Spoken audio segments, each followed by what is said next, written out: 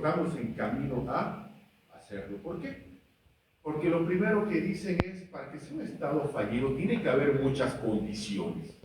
Una de ellas, ¿cuál es?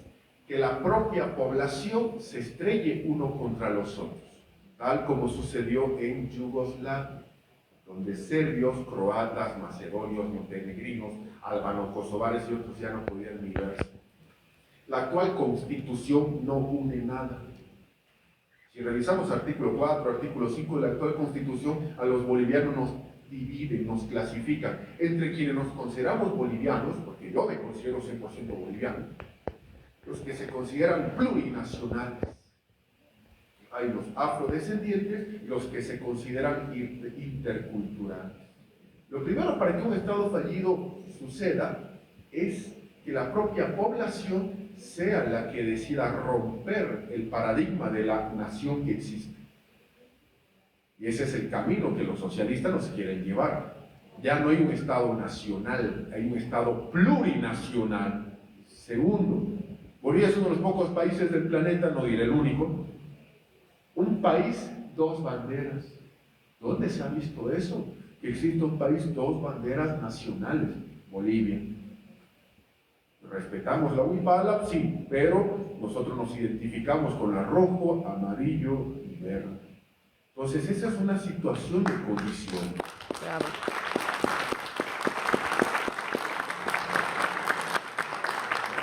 La segunda situación de condición es el autoritarismo que puede haber de un gobierno contra sus propios ciudadanos, para hacer que muchas personas ya decidan no entender que no es Bolivia la que perjudica, son las autoridades. Y para simplificar, obviamente nosotros tenemos que decir lo siguiente: tenemos que retomar la construcción de ese Estado donde todos nos consideremos realmente bolivianos, sin importar el origen, el lugar de nacimiento, color de piel, condición social. Ese es un detalle. La anterior constitución, ¿qué decía? La nación boliviana. La actual es la plurinación boliviana. Señores, divide y vencerás. Y nunca caigamos en esos juegos de muchos que quieren que Bolivia sea un Estado fallido. Claro que muchos quieren. Hay una frase que dice: la mejor fórmula para evitar eso es una profunda descentralización. ¿Hay que debatir el federalismo? Claro que hay que debatir federalismo, ¿por qué no? Claro que sí. ¿Profundizar las autonomías? Claro que hay que hacerlo. ¿Qué pasa si el municipio de Portachuelo decide que sus calles sean con losetas? Porque a nosotros en La Paz tendría que importarnos ese tema. De eso se trata un ejemplo básico de autonomía, que siempre la autonomía ayuda. Y el federalismo mucho más a que un Estado no sea fallido. Caso Bélgica, por si acaso. En Bélgica no hay belgas, son alemanes, franceses y neerlandeses. No hay un idioma belga, no hay un sentimiento de pertenencia a una nación culturalmente hablando, pero todos se consideran belgas. ¿Por qué? Porque el federalismo les ha ayudado a eso. Bolivia no va a ser considerado un Estado fallido. ¿De qué va a depender? No de qué, de quién. De nosotros, especialmente ustedes que están en estas aulas universitarias. Gracias.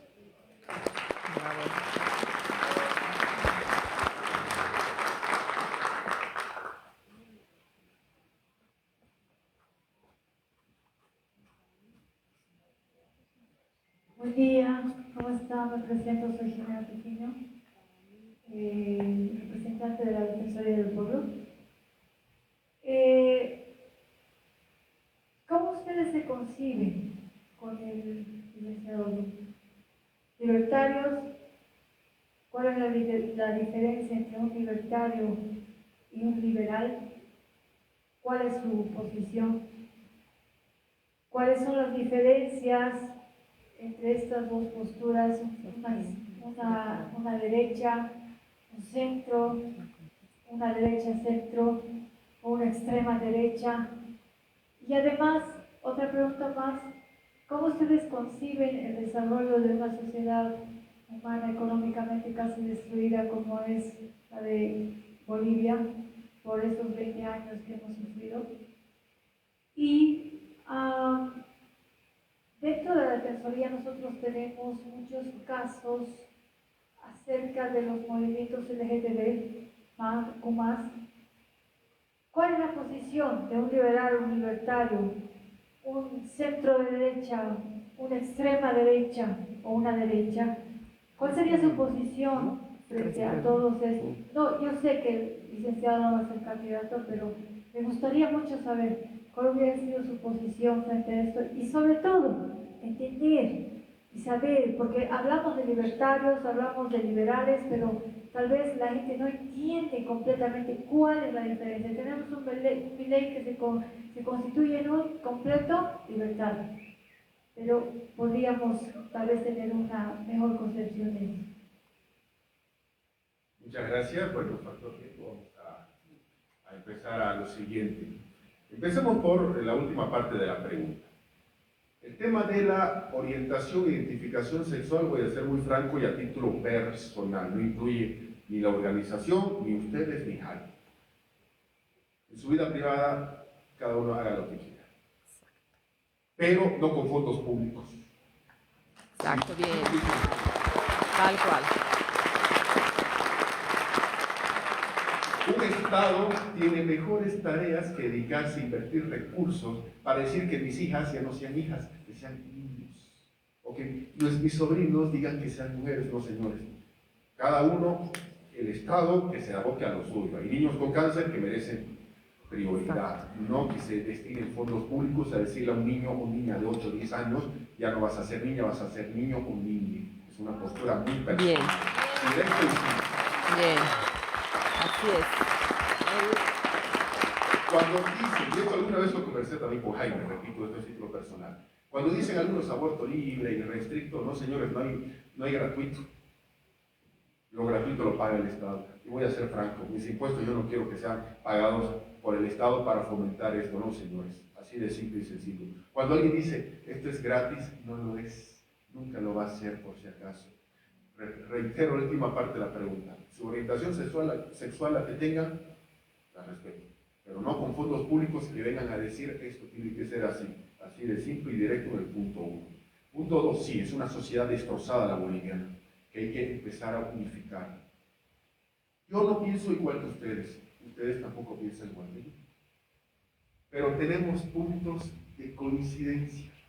Y hay que trabajar en esa unidad sobre los puntos de coincidencia, profundizar aciertos que tengamos y enmendar los errores. Y lo más importante, nadie tiene la verdad absoluta. Esa es una situación de respuesta también.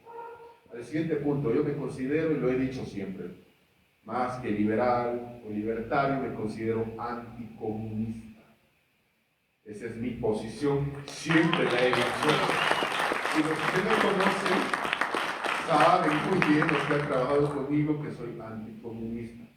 Porque nunca voy a estar de acuerdo que el Estado diga qué hacer con tu dinero.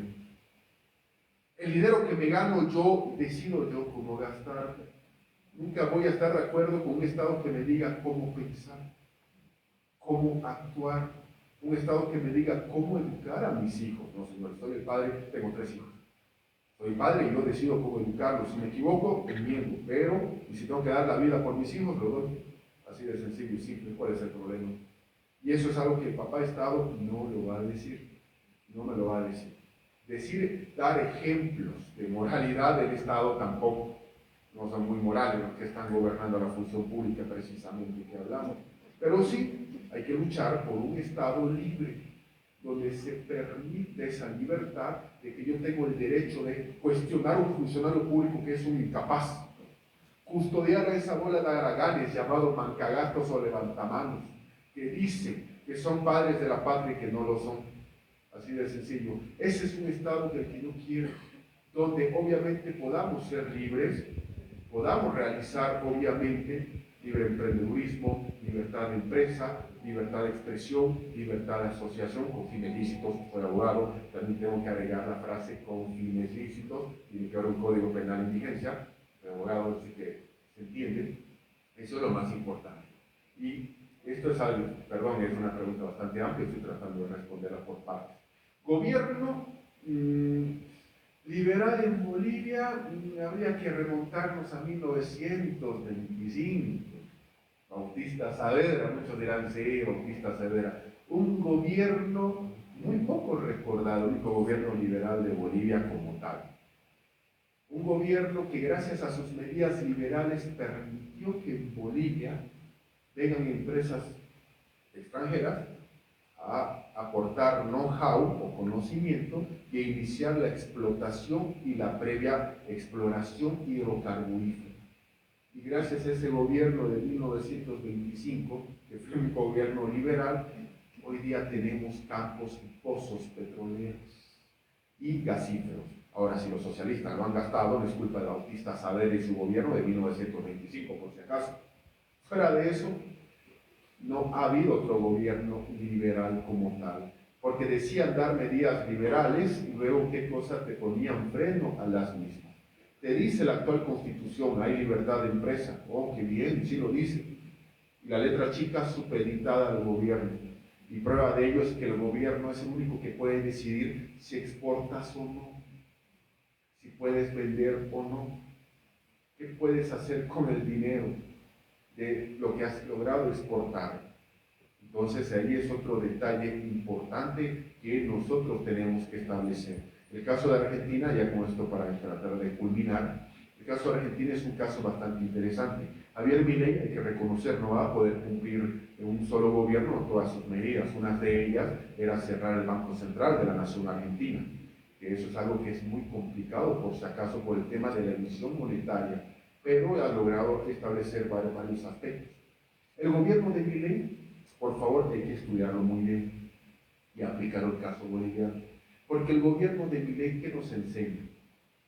Si en Bolivia se hace una medida liberal, van a haber sectores sociales que van a salir a querer implantar caos en Bolivia. Ojo, el caso de Argentina, estudiémoslo bien. ¿Les gusta o no Javier Milei? Estudien, analícenlo.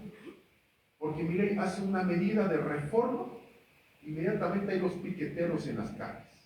Hace esta medida otra, inmediatamente hay sectores que salen a marchar hacia Casa Rosada, se llama Casa Rosada ya. El gobierno hace otra medida de reducir los subsidios, y pare de contar, y muchos salen. Muchos dicen, qué barbaridad, nos va a obligar a trabajar. Sí, un gobierno no comunista, hay que trabajar, señores.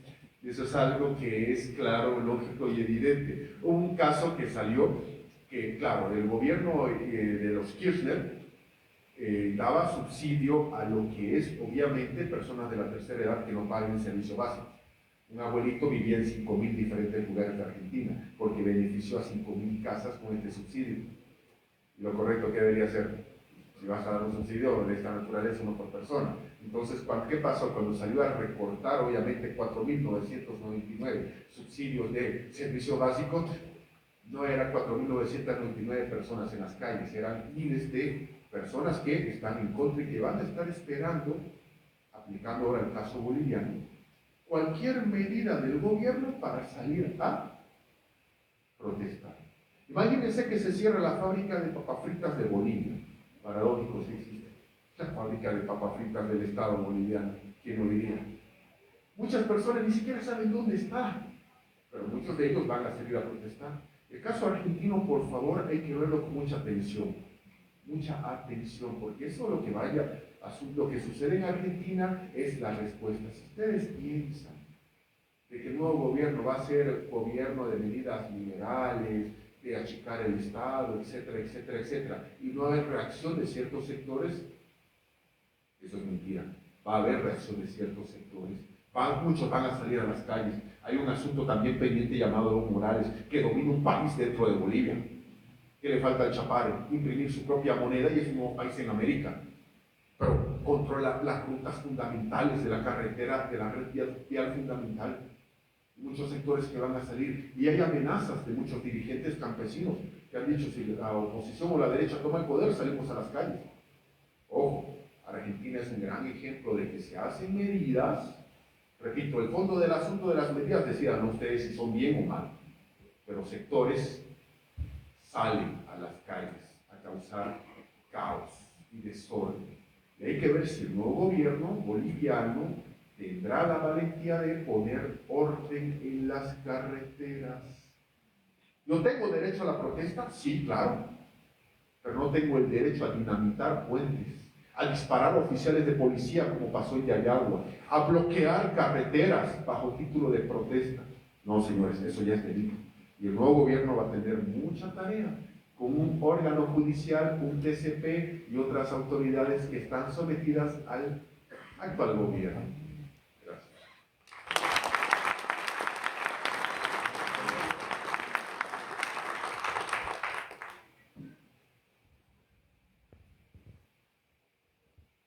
Vamos a dar la bienvenida al licenciado Jaime Duni, que va a turno de exponernos la crisis de nuestro país.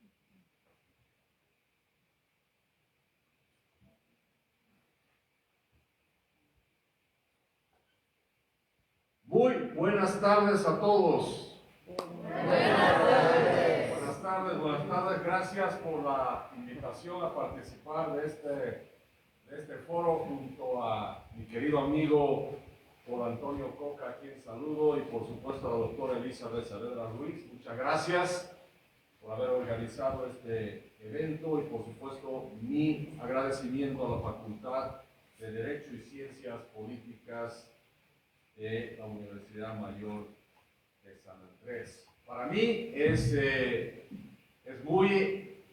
muy grato estar aquí con tanta gente joven, además en esta entidad de altos estudios, para que hagamos referencia a varios temas que son, creo, de vital importancia, especialmente ahora que estamos en vísperas de lo que va a ser una elección nacional.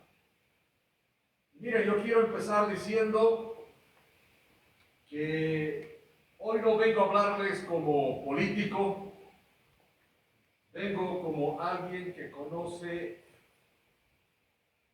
lo que significa soñar en un país que no te da permiso para soñar.